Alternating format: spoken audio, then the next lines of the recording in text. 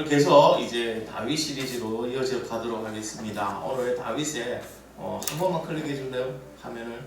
네.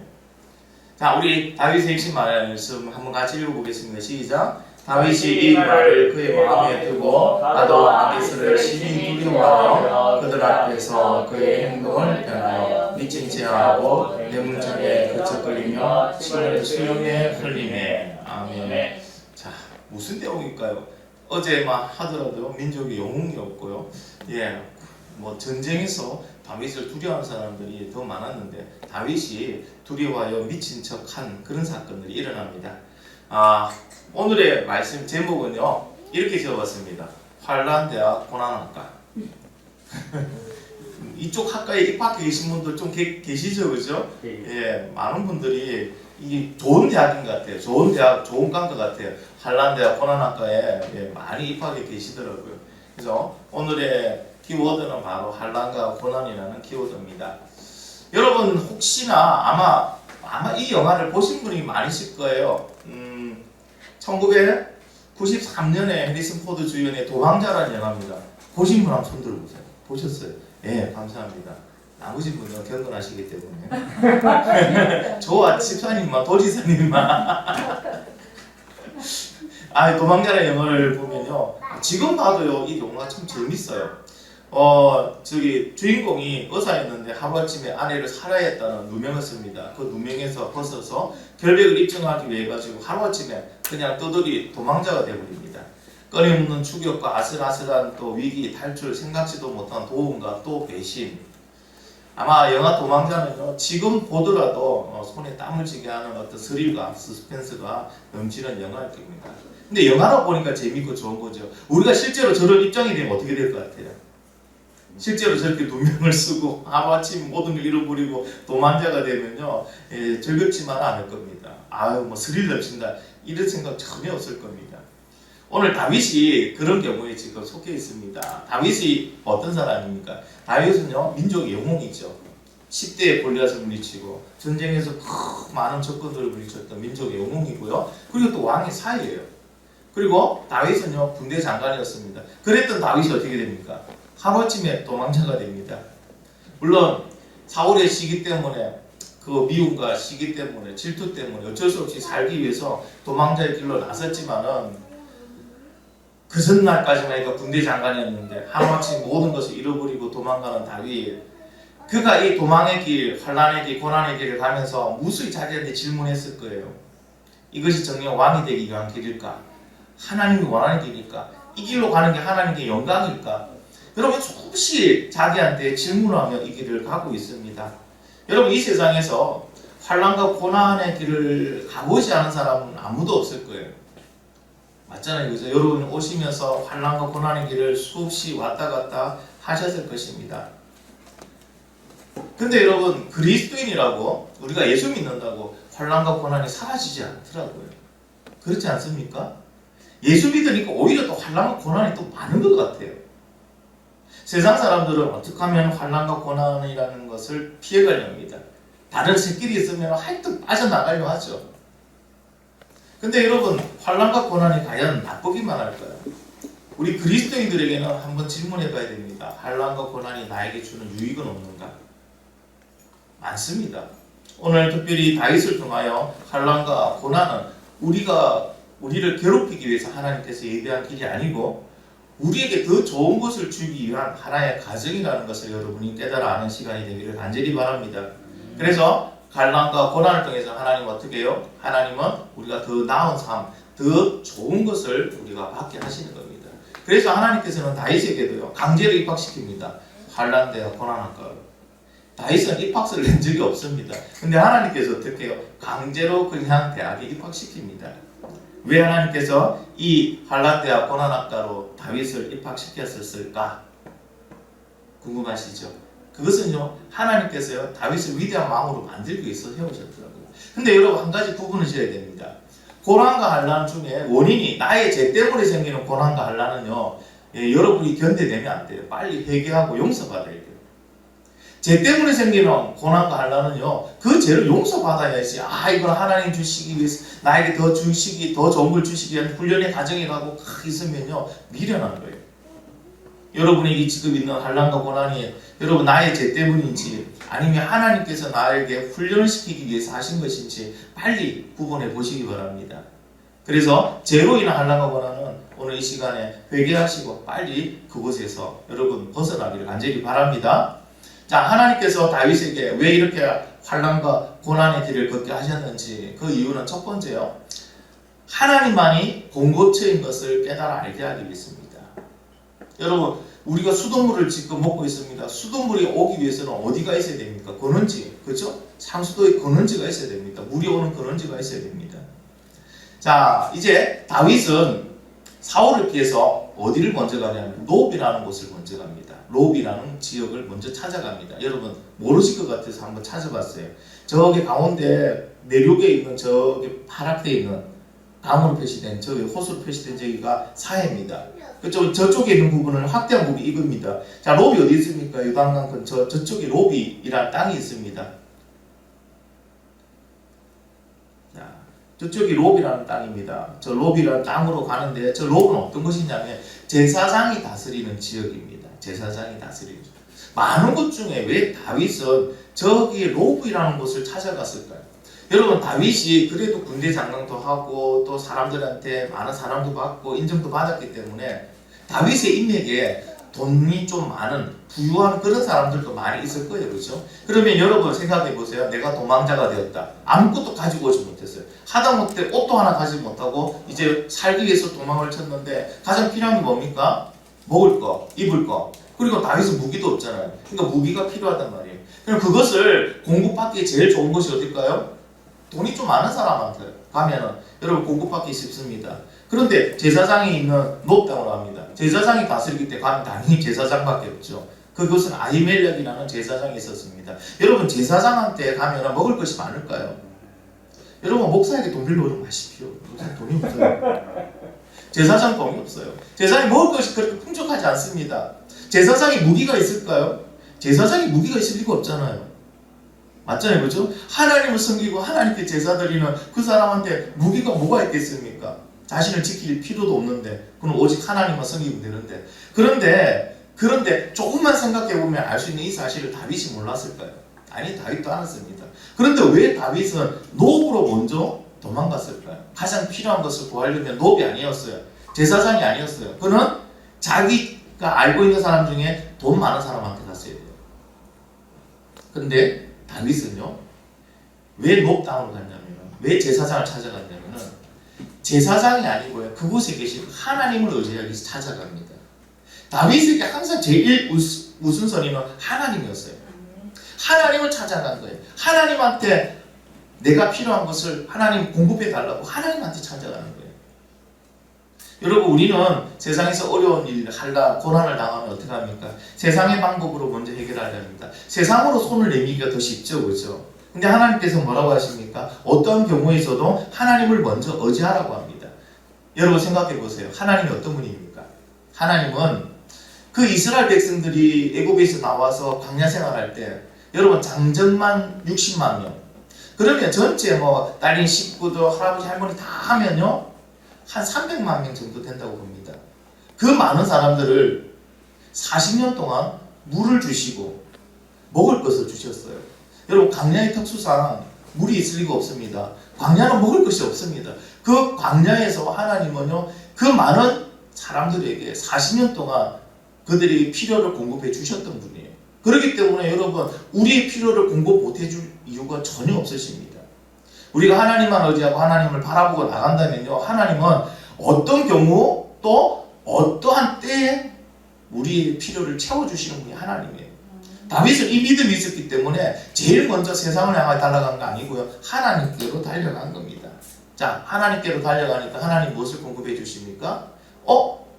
먹을 것이 없는데 거룩한 떡이 있어요. 거룩한 떡이 뭐냐면 하나님께 새 떡을 드리고 난 다음에 그리고 거기서 물려 나온 떡이 바로 거룩한 떡이에요. 이건 제사장만 먹는 떡이라고 나와 있습니다. 근데 이 떡은요 어떻게 해요? 이 떡을 다윗에게 제사장이 줍니다. 너희 같이 온 그 청년들과 네가 여자를 가까이 하지 않았다는 이 떡을 먹으라고 줍니다. 먹을 것이 없는데 다행히 저 떡에 있는 거예요. 또 무기가 없는데 그곳에 바로 그 다윗이 물리쳤던 골리앗이 사용했던 그 칼이 있는 거예요.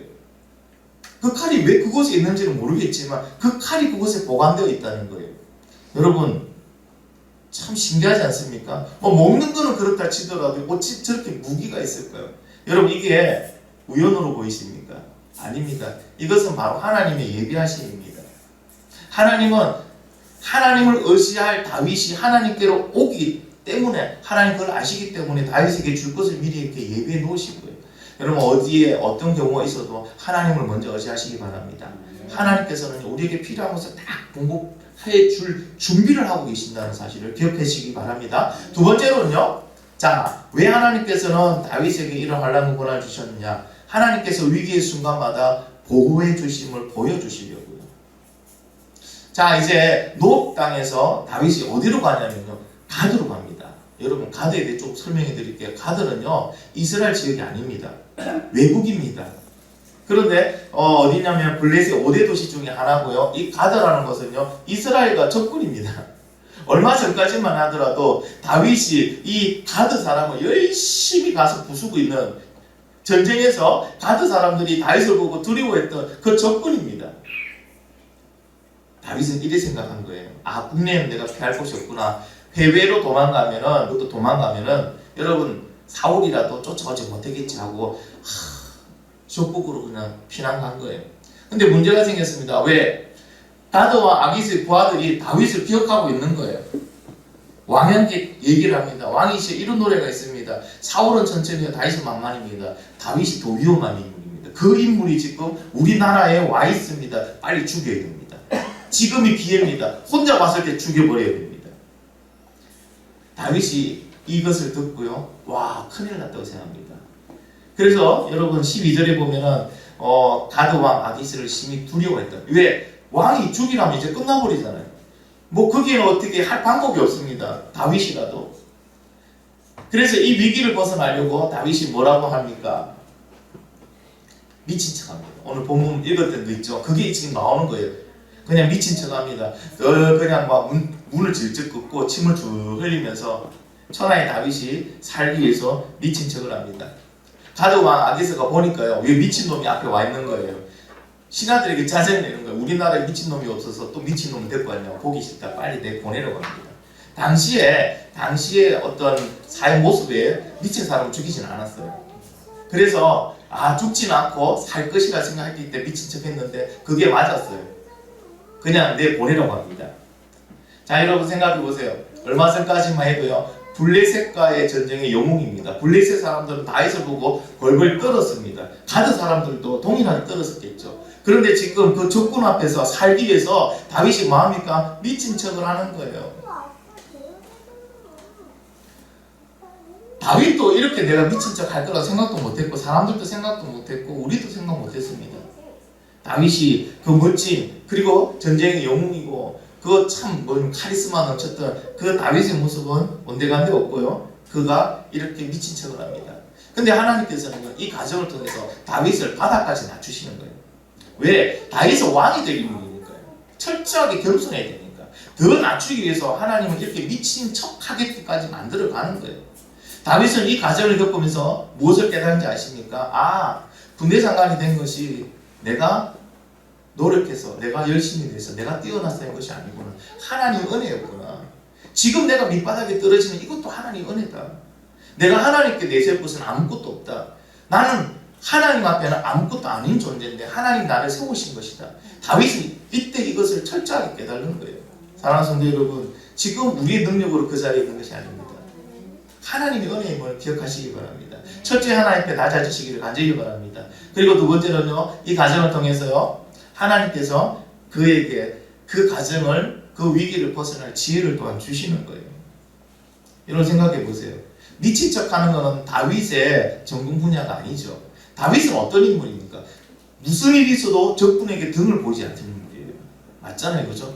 근데 갑자기 그가 아무리 자기 목숨 그거 어떻게 살기 위한다 하지만 미친 척 할 생각을 하는 거예요. 이것은 다윗의 생각이 아니죠. 하나님께서 다윗에게 생각을 넣어주신 거예요. 그렇기 때문에 다윗은요, 그 위기에서 살아날 수 있었던 겁니다. 그것을 증거하는 시편이 있습니다. 다윗은 이때 고백을 시편 34편에 이렇게 고백을 합니다. 자, 들어보세요. 하나님이 지혜를 주셨다는 걸 알 수 있어요.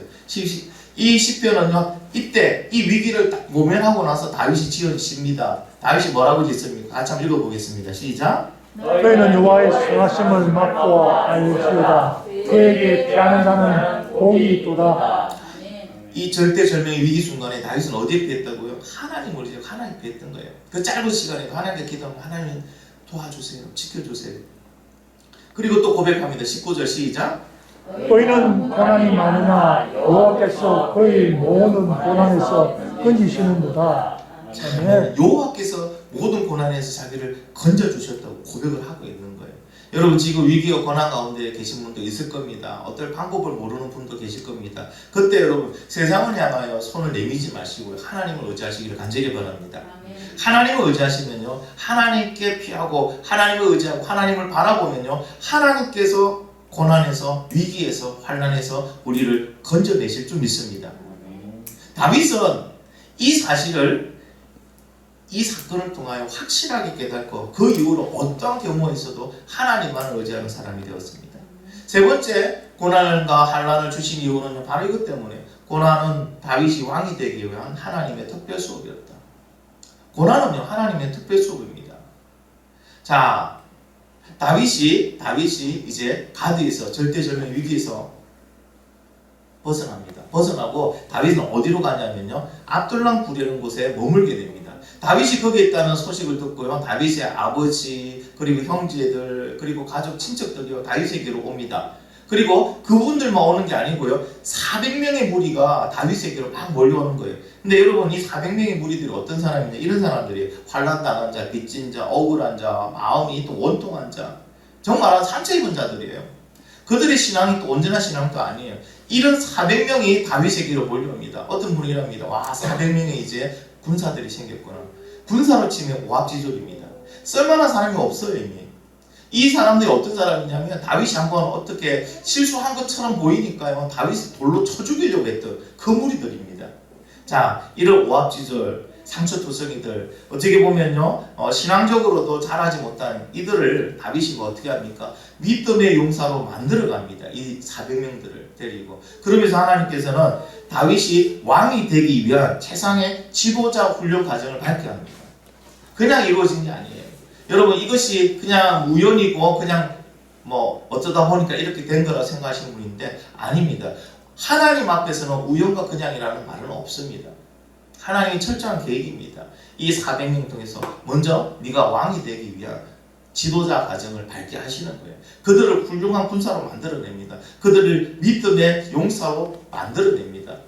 그러므로서 다윗은 어떻게 됩니까? 다윗은 이스라엘에서도 제일 위대한 왕이 됩니다. 만약 다윗이 이 고난이 너무 싫은 거예요. 고난이 싫으면요 다윗 혼자 뭐 망명을 가든지 혼자 저기 산에 가서 숨어 살 수 있습니다. 고난을 피해서. 근데 다윗은 고난을 피해서 도망다니진 않았습니다. 그리고 이 400명 어찌 보면 도움이 안 되는 400명입니다. 이 400명이 왔을 때 다 돌려보낼 수 있었는데 만약에 다윗이 다 돌려보냈다면 다윗이 이스라엘의 제일 위대한 왕이 될 수 있었을까요? 여러분 지금 나에게 있는 것은 하나님의 철저한 계획입니다. 우연이 아닙니다. 그냥 내가 될 수가 없어서 당하는 것이 아니라는 것을 꼭 기억하시기 바랍니다. 지금 나에게 있는 이 고난은 하나님의 특별한 수업입니다. 어떤 수업입니까? 이 땅에서 믿음의 용사로 하나님께서 축복할 수 있는 그릇을 만들기 위한 하나님의 특별한 수업인 것을 아시고 감사하는 저와 여러분이 되기를 간절히 바랍니다.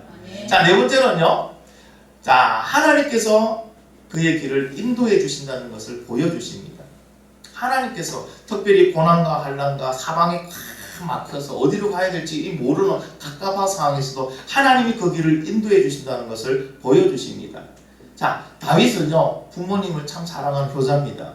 그것을 어떻게 할 수 있냐면은 자 부모님까지 다 왔으니까 걱정이 되잖아요. 부모님을 모시고 도망다니면 힘들잖아요. 본인도 힘들지만 부모님도 힘듭니다. 그래서 다윗은요 모압 땅에 가서 모압 왕에게 자신의 부모님을 좀 맡아달라고 부탁을 합니다. 또 모압 왕이 그거 흔쾌히 허락을 합니다. 다윗은 일단 짐을 좀 들게 됩니다. 그리고 다윗은 어디로 갈지 방향을 모르겠는 거. 여러분 도망자가 되어보지 못해서 모르시죠, 그죠? 아마 제가 이 비슷한 경우가 있었는데 썸이 나서 화가 나서 너무나 또 마음이 상해서 그냥 무작정 차를 몰고 나간 적이 있습니다. 목적지 없이. 근데 1시간 가다가 세웠어요. 어디로 가야 될지 모르겠더라고요. 계속 운전만 갈 수는 없잖아요. 근데 갈 데가 없으니까 사람이 참 비참해지고 망망해지더라고요. 그래서 내가 못 본데 안 가본 데를 한번 가보자 해가지고 하해 마을 같은 적이 있습니다. 경남 마산에서 하해 마을까지 너무나도 멀었습니다. 그렇게 먼지를 몰랐어요. 하여튼 여러분 다윗이 심정이 어떻겠습니까? 너무 망망하지 않겠습니까? 어디로 가야 될지도 모릅니다. 그렇잖아요. 그렇죠? 뭐 내비게이션 있는 것도 아니고 누가 지적해 가르치는 것도 아니고 그럴 때 하나님께서는요 선지자를 보냅니다. 선지자 갓을 보냅니다. 갓을 보내어서 유다 땅으로 가라고 얘기합니다. 여러분 하나님은 다윗을 떠나신 적이 한 번도 없으셨어요. 언제나 다윗과 함께 했어요. 다윗이 잘 나갈 때도 다윗이 고난 가운데 있을 때도 다윗이 잠자고 있을 때도 하나님은 다윗과 함께 하셨어요. 그래서 그가 어디로 갈 바 몰라서 헤매고 있을 때는 하나님이 항상 그 길을 가르쳐 주셨어요. 그것을 다윗은 이렇게 고백합니다. 시편 119편 105절에 주의 말씀은 내 발의 등이요 내 길의 빛이니이다. 여러분 이것은 어떤 사람이 고백할 수 있는 내용일까요? 항상 하나님이 길을 모르고 헤맬 때 하나님께서 인도해 주시더라. 그러니까 여러분 깜깜한데도 괜찮고 모르는 길도 괜찮고 초인 길도 괜찮더라는 거예요. 하나님이 나의 길을 인도해 주시고 이미 그 길을 계획해 놓으셨더라. 다윗은 119편 105절에 이렇게 고백할 수밖에 없었던 것은 언제나 하나님과 함께 하니까 하나님이 나의 인도자가 되어 주셨다는 겁니다. 여러분 하나님과 함께 하기를 간절히 바랍니다. 하나님과 함께 하는 사람은요 길을 잃지 않습니다. 헤매지 않습니다. 우리는 인생길을 살아왔습니다. 여러분 다이렉트로 바로 찾아오셨습니까? 아니면 구비 돌다가 지금 이 자리에 와 계십니까? 아마 많은 분들이 길을 찾다가 잘못돼서 잘못된 뒤 갔다가 다시 후진해서 왔다가 또 갔는데 물어서 아니래 가지고 또 다시 원점으로 돌아왔다가 그렇게 여러분 헤매다가 오신 분 많으시죠? 많으실 거예요. 많은 사람들이 그렇게 인생길을 헤맵니다. 그러나 하나님과 함께하는 사람은요 헤매지 않습니다. 여러분 내비게이션은요 길을 가르쳐 주지만은 인생의 길을 못 가르쳐 줍니다. 인생의 길을 누가 가르쳐 줄 수 있습니까? 그 인생을 계획하신 하나님이 가르쳐 주실 수 있습니다. 지금 방향이 있는데 어디로 갈지 모르신다고요? 기도하십시오. 하나님 바라보시고 하나님께 가르쳐 달라고 하나님 의지하시기 바랍니다. 그러면 하나님께서 우리의 인생의 길을 어디로 가야 될지 하나님이 선지자 갓을 보내서 다윗에게 유다 땅으로 가라고 한 것처럼 우리를 하나님께서 바른 길로 인도해 주실 줄 믿습니다. 자 이제 말씀을 정리합니다. 고난과 순종을 통해서 하나님은 하나님의 목적을 이루어가십니다. 고난과 순종을 통해서 하나님은 다윗을 왕으로 세우시기 위한 그 목적을 이루어 가십니다. 그래서 여러분 고난을 두려워하지 마십시오. 물론 고난이 즐거운 건 아니죠. 근데 여러분 고난을 두려워할 필요가 없습니다. 생각해 보세요. 고난이 나를 강하게 하고 고난이 나에게 더 큰 유익이 있다면 고난을 두려워할 필요 없습니다. 또 고난을 귀찮아하지 마시기 바랍니다. 고난을 통하여 하나님은 더 큰 선물을 우리에게 주십니다. 그래서 여러분 고난은요 더 나은 내일을 위한 하나님의 특별한 과정이라고 우리는 생각해야 됩니다. 그러면 그것이 결코 싫은 것은 아니에요. 그리고 우리가 여러분 그 고난을 피해서 도망갈 이유도 없습니다. 더 나은 내일을 위한 하나님의 특별한 수업이고 특별한 과정이라는 사실을 꼭 기억하시기 바랍니다. 근데 여러분 한 가지 주의할 점이 있습니다. 고난 가운데 여러분 원망과 불평은 절대 하지 마시기 바랍니다. 고난은 누가 주신 거예요? 하나님 주신 거예요. 억울하다 생각하시는 분들 많을 거예요. 그렇죠? 한번 다윗을 생각해 볼게요. 다윗은 뭐 했습니까? 다윗은 하나님 말씀대로 살아갔습니다. 다윗은 최선을 다해 살아갔고요. 다윗은 또 자기의 조국을 위해서 목숨 바쳐 싸웠습니다. 그런데 다윗에게 돌아온 건 뭡니까? 도망자입니다. 고난과 환난이 왔습니다. 모든 것을 하루아침에 다 잃어버렸습니다. 여러분 다윗만큼 억울한 사람이 어디 있습니까? 다윗만큼 원통한 사람이 어디 있습니까? 다윗은 억울하고 원통해서 분내고 그쵸? 막 거기에 대해서 저주할 수 있는 그러한 위치에 있었습니다. 그런 환경에 있었습니다. 그런데 다윗은요 결코 원망과 불평을 하나님께 한 번도 하지 않습니다. 오히려 하나님이 그때그때마다 주시는 지혜와 하나님의 공급해 주심과 하나님의 인도하심에 다윗은 항상 감사했습니다. 이 감사가 결국에는 환난대학 고난학과를 수석으로 졸업하게 하는 다윗의 비결이었어요. 여러분, 고난 가운데 원망하고 불평하고 시기하고 저주는 누구나 할 수 있잖아요. 그럼 믿음의 사람은 한번 이렇게 해보자는 거죠. 고난 가운데도 감사해보자. 감사의 조건을 찾아보자. 바로 이 고난이, 여러분, 이 고난 가운데 우리가 하는 이 감사가 고난을 빨리 해결하게 만드는, 고난의 그 터널을 빨리 끝내는 비결이 될 줄 믿습니다. 한 목사님께서요, 여자 목사님이십니다. 주일날 설교를 감사에 대한 설교를 하셨대요. 감사할 수 있는 상황에 감사는 누구나 할 수 있다. 감사할 수 없는 상황에도 감사하는 것이 진정한 감사다. 이렇게 성도들에게 말씀을 전가하고 그 주에 차 사고가 났어요. 정면으로 부딪혔는데 차 파편 유리가 얼굴에 파고든 거예요. 그때 주일날 설교했던 게 생각나더랍니다. 성도들에게는 감사라 했는데, 감사할 수 없는 환경 조건 속에도 감사라 했는데 내가 감사해야지. 그 사고가 나고 파편이 얼굴에 박혀서 피가 나는데도 하나님께 감사했대요. 하나님 감사합니다. 살게 해주심에 감사합니다. 뭐 일단은 살아있으니까, 그죠? 하나님 감사합니다. 감사 조금 자꾸 찾는 거예요. 더 아프지 않고 더 상황이 안 좋게 하시고 나만 다치게 하시면 감사합니다. 다른 사람이 안 죽게 하시면 감사합니다. 감사했대요. 근데 놀라운 거는요, 그 사고 이후에 회복하는데 얼굴에 흠집 하나 안 생겼대요. 흠이 하나 생겼대요. 그 파편 유리가 얼굴에 박혔는데도 불구하고 피부가 멀쩡하더랍니다. 여러분, 항상 하나님께 감사하는 저와 여러분이 되기를 간절히 바랍니다. 다윗은 감사할 수 없는 조건이었어요. 이런 생활이 이제 10년간 계속 이어집니다. 그럼에도 불구하고 다윗은 하나님께 감사의 조건을 찾았습니다. 여러분, 감사는 고난을 빨리 끝내게 하는 비결이라는 사실을 꼭 기억하시기 바랍니다. 그리고 여러분, 우리의 모든 것을 감사할 때 하나님 그 감사를 들으시고 하나님께서요 우리를 기뻐하십니다. 그리고 하나님은 더 좋은 것으로 우리에게 내어주실 줄 믿습니다. 여러분, 세상에서 제일 높은 산이 어떤 산입니까? 에베레스트 산이죠. 자, 에베레스트 산을 갔다가 등반하는 사람에게 이렇게 질문했습니다. 왜 당신들은 이런 고생을 사서 하십니까? 근데 그들의 대답은 아주 짧았어요. 내가 올라가는 고생보다 정상에서 보는 감격이 더 좋기 때문입니다. 여러분, 고난은 누구나 피하고 싶고 어려운 길입니다. 그러나 그 고난을 통해서 받는 은혜와 축복은 엄청나다는 것을 기억하시고, 여러분, 고난 가운데서도 감사하는 저와 여러분 되기를 간절히 바랍니다.